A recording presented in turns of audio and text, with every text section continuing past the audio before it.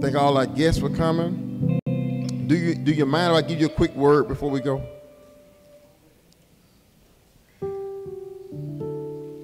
Turn in your Bible to Mark 11. As we lead up to Resurrection Sunday, I'm going to give you a little quick word to leadership. And I want to bless you because a lot of us are leaders who don't know it. And God calls us to do this. So if y'all give me 12 minutes and 30 seconds, I'll have you out on time. And what I need at 11:40, 11 minutes and 40 seconds, but Tommy, you give me the thumbs up. Bentley, I need you to jump up and say amen. Okay, at 11:40. So I can close for the last 45 seconds. Because I don't have the voice I used to have. I can't close like I want to. Mark 11, verse 12. And if you would, stand for the reading of the gospel.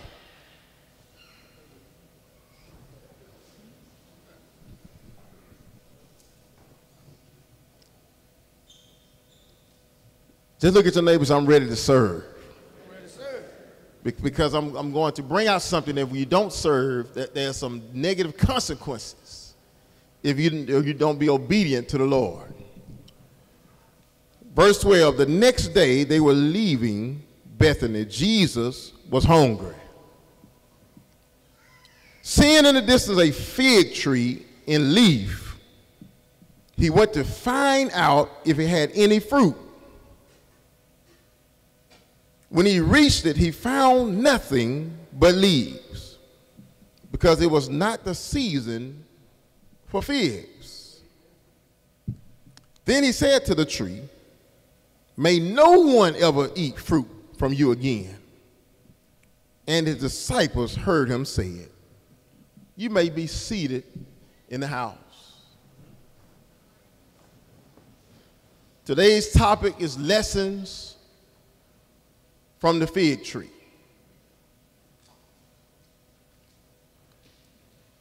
I had a young lady that I was counseling the other day, and she was trying to date. She was dating, and she said the young man that she thought she wanted looked real good. She's, Pastor, if you don't mind, can I be real? He was sexy and fine. Now, me being a male, I really didn't understand what that meant. But she meant that thing. She said the problem was she was so into him that when we went out to date, they went out on a date, and every time she asked him a question, he said, ugh. Ugh. She said, what's your favorite color? What you like to eat? She said, I didn't think I was going to date amigo. I thought I was doing something that had my attention. In leadership, we are in an area where things look good from a distance. But the closer we get, we see it's not full of substance. And God is telling us to beware. There's some lessons from the fig tree that I want to give you, that who you are, in the next 10 minutes. Y'all go with me. Come with me. Y'all ready? Number one, you got to understand that fig trees are transplants. They're transplants. What I mean about that is that the fig tree can go anywhere and be successful. When you really know who you are, your environment does not define your success. Come on, I got 9 minutes left. I need some amen so I can hurry up and finish. You see, I am a leader. And I'm so confident now that God has grown me that I'm successful at Central. But I believe if God took me up from Central and planted me in New York, I would be just as successful. Because we are transplants. Oh, y'all missed that. If you're a believer, you understand that this is not your home. Oh, God, I'm preaching already. See, we have another place that really our home. We just came here as transplants. So my environment does not define who I am because I'm just a transplant. You can call me a second-hand citizen all you want to. I don't go by what you say because this ain't my home in the first place. I'm a transplant. Because point number 2 is that the fig tree has strong enough roots, it can grow anywhere. It said you can put a fig tree in good soil, it'll grow. You put it in dry soil, it'll still grow. You put it on rocky soil, it'll still grow. And I want to tell somebody in this room, you don't know how deep your roots go. I'm telling you right now, you have enough power that you have roots to grow in any situation. So if your daddy was there, grow. And if he wasn't there, you still gonna grow. Because my growth does not depend on my environment or people. It depends on my roots. So it can grow anywhere. The third point I want to give you, am I going too fast? Y'all still with me? That the fig is known for a high amount of energy. In a small fig, it says it has a high amount of energy. I want to tell you, in any situation, it's going to take some energy for you to grow. If I don't care what you are, you got to have some type of passion. Because passion attracts. You cannot be a minister without passion. You can't be a teacher without passion. But can I go back to you? You can't be a parent without passion. You can't be a student without passion. Because if you have no passion, your success depends on other folks. You can't be a student without passion because the devil gonna send that one teacher who can't stand you. Or in a subject you have no understanding of. And if you don't have passion, you'll quit. That's why we have so many divorces and there's so many fathers who won't stay with their children. It's not because they don't understand love, it's because they don't have energy. Because it takes energy to produce good fruit. That's why I can't hang around folks who tired all the time. Because weariness will seep over to other people because weariness is contagious. That's why some of y'all who dating, you can't have a weary girlfriend in your ear. Preach, Sudden.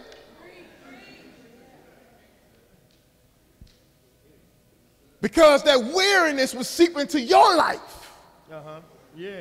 And next thing you know, you tired and don't even know why you tired. If you have more vacation days than work days, don't say success gonna be at your front door. Because it takes some energy to produce.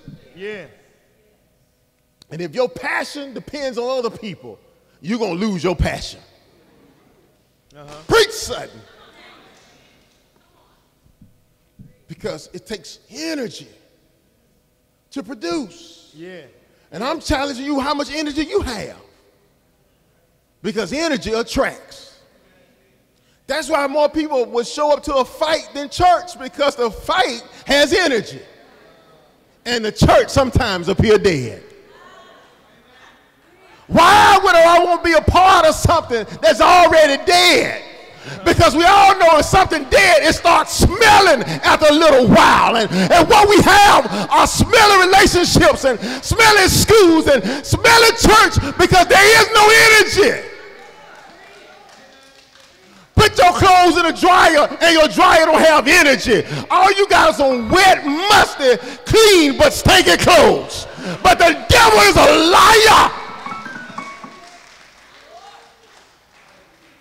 It takes energy The doctor cannot deliver your baby if you won't push. Yeah. Stop asking mama to push for you, and stop asking for cousin, will you push for you, and Donald Trump, will you push for me? No, baby, after a point in time, I have learned to push for myself. Look at somebody and say, learn to push. Learn to fight for what you want. Learn to get up at night sometime and pray sometime.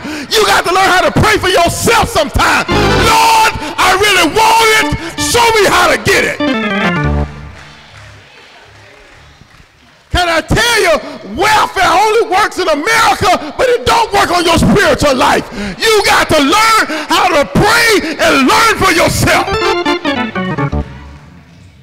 My hope is built on nothing less than Jesus' blood and righteousness. I have learned to have some energy.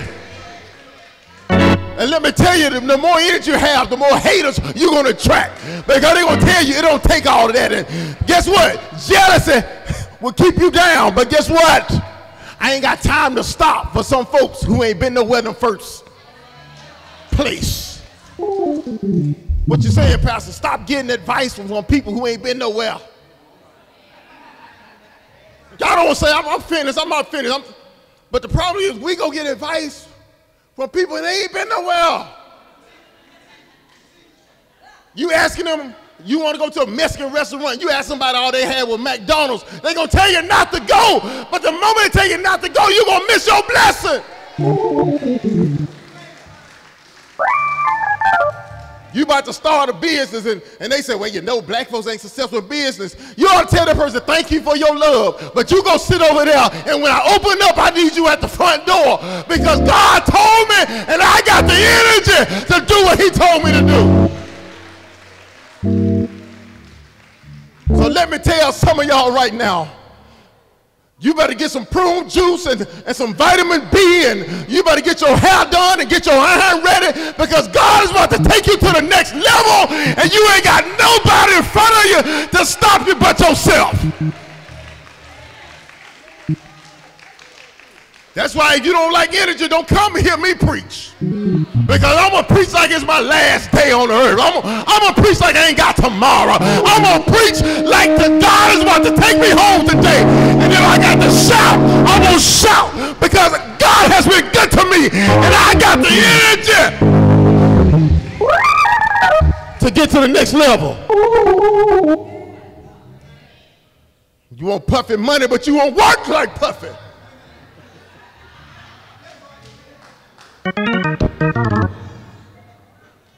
You want Jay-Z style, but you won't stay at night and write.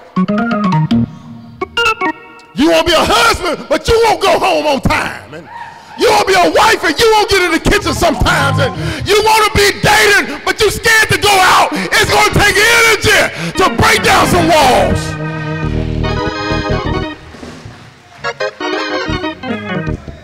Yeah. Because the last point, and I'm gone and we're going to dismiss, is that the fig tree was built to be an ornament and bear fruit at the same time. It was built to look good and bear fruit at the same time. Yeah. It was built to not only look good, not only be eye candy, not only have style and sophistication, it was built to have some substance behind it. Yeah. And the problem with the fig tree in this text, it had got out of balance because it worried more about its looks than its substance. Oh, man. And there's a point in time, if we're not careful, because folks are attracted to looks, but they're afraid of substance. Can I preach this thing like I feel it? Yeah. If you know anything about the civil rights movement, they didn't care how you look. Oh, he a big buck, and oh, we'll pay good money for that big buck. But the moment you started learning something was the moment they had a problem. Because when you got balance, you scare folks. The fig tree was designed to do both in balance. And the moment it got out of balance, it's the moment Jesus needed it. Yeah. Oh God, you got to learn to find balance in your life. Because in America, we worry about our looks, but not worry about our fruits. Yeah, yeah. Amen.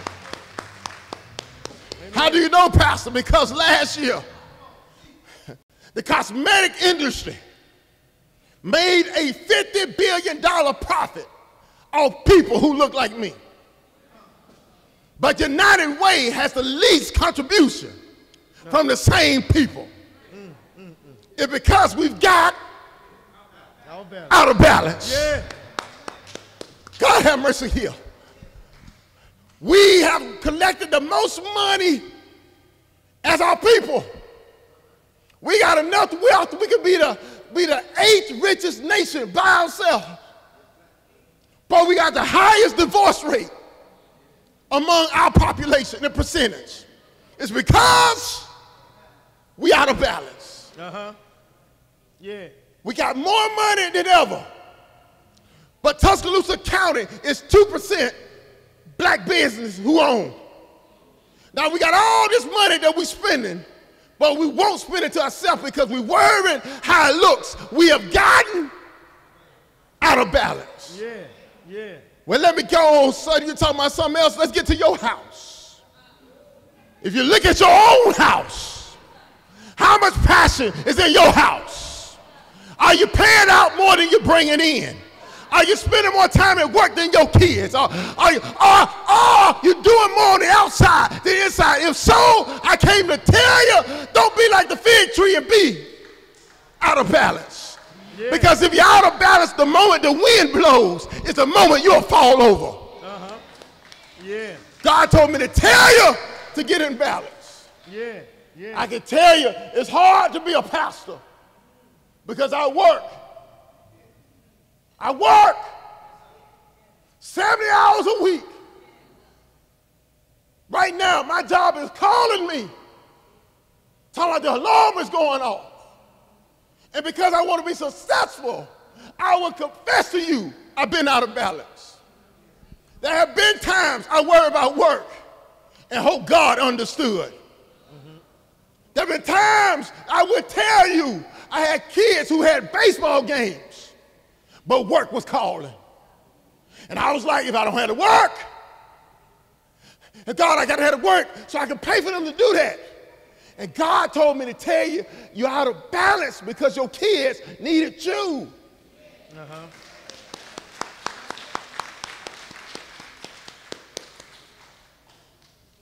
I said, but God, you don't understand. I got bills to pay. At the time, I was single with 3 kids. They got PTA meeting at 5, and he got a baseball game at 6, and she got to get her hair done at 7, and I'm in there trying to plait hair, and so I got to pay somebody to help me because she tired of having the cricket braids in her head. God, do you understand? Am I the only one who ever asked God, do you really understand? It's not my season. God says, I'm hungry, and I came to get something from you. I said, God, it's not my season. Let Dallas do it. Because he's looking good over there. Because we often judge people by their appearance, not knowing what fruit they're going through themselves. Amen. Amen. But God told me to tell you that season is your excuse. This is the season of time that there is no excuse. Because Timothy says you got to be able to produce in season and out of season. Yeah. You got to be able to produce when you're popular and when all hell breaking loose. You got to be able to produce when I got money in the bank and when I ain't got no money in the bank. And you got to be able to produce when you got cash or when you ain't got nothing but a skillet and some flour. We got to go back to being warriors in our house. How I know I'm a bad man. I can tell you I know I'm bad. That's why I scared the devil. Because there were months I survived off peanut butter jelly and bologna sandwiches. And I would tell you I prayed harder when I was broke than I prayed sometimes when I had money in my pocket. Can I tell you I laid hands when I ain't have no production. Can I tell you I went to the hospital one time. I had 50 cents. I didn't know how I was going to get my car out the parking deck. So I parked way down on the end where you could park free. And I walked up the hill. And I went to the first floor and I laid hands on every room that was in the first floor. I took the elevator up to the second floor. And the folks thought I was crazy because I was going to every room and said, I just want to touch you in the name of Jesus. Then I went up to the third floor. And the doctor said, security said, brother, I don't think you can go in there. But guess what I said? I'm not answering to you because you ain't my energy. But God himself is my energy. And if God told me to do it, I'm going to do it in season and out of season. What I want you to learn how to do, I want you to learn how to preach with 2 folks or 200 folks. But if God give you a message, I'm going to let the message go. I'm going to learn how to take care of my kids married, but I can take care of them when I was single. So baby, if you think you can beat me, you can get up out the house. I'll be bad by myself, but I ain't gonna bring Brad up in my house. Do I have any warriors in here? You say, I don't care what people say. As long as God say I got it, I'm gonna step out and do it right now. Because God is coming up and he's looking for good fruit. Can you produce? Because the same Jesus who went to Jerusalem and they cheered him, it's the same Jesus who had to go to the cross when people were trying to kill him. God, I'm preaching now. If your production is only based on folks cheering you, then you can only produce when they cheer. Yeah. And if Jesus waited till they cheer, you wouldn't be sitting here in salvation. Because there are going to be some moments when the cheers stop. I can tell you now that my kids that I raised when they were teenagers, they didn't cheer. When they were little, they loved me. They ran up to me. They called me affectionately daddy. Somewhere they transition and call you pops. Or even worse, that dude in the other room. But I want to tell you, there is a moment when the cheering is going to stop. And I want to tell you, don't run from that moment.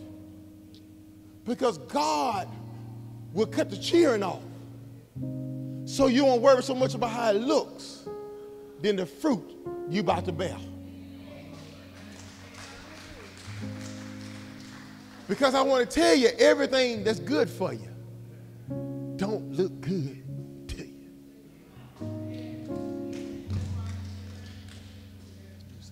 As we go into ministry, I want to tell you, be balanced. If you're serving yourself more than you're serving your God, you are balanced. And he's not going to bless you for you just to be looking good. He's going to bless you so that he can look good.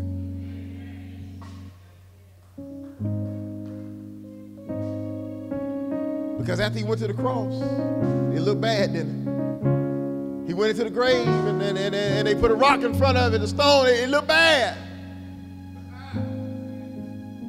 But on the third day, Yes. Yes.